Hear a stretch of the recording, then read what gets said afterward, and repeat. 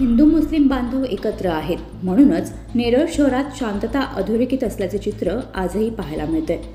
यासह तरुणांनी सोशल मीडियावर धार्मिक तेढ वाढवणारा पोस्ट टाळणे गरजेचे असल्याचे प्रतिपादन मुस्लिम समाजातील ज्येष्ठ सामाजिक कार्यकर्ते जयेद नजे यांनी केले आहे.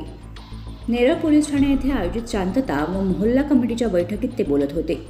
नेरळ परिसरात हिंदू मुस्लिम ही संमिश्र वस्ती असून दोन्ही समाज शांततेत गेली अनेक वर्षे येथे राहत असून सर्व सण उत्सवात एकत्र असतात हे विशेष.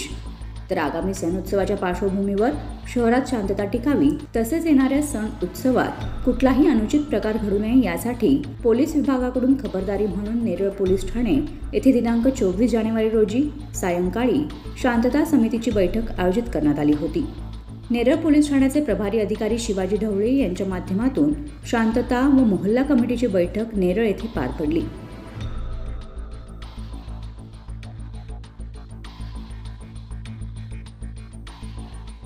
कर्जत लाईव्हसाठी गणेश पवार, कर्जत.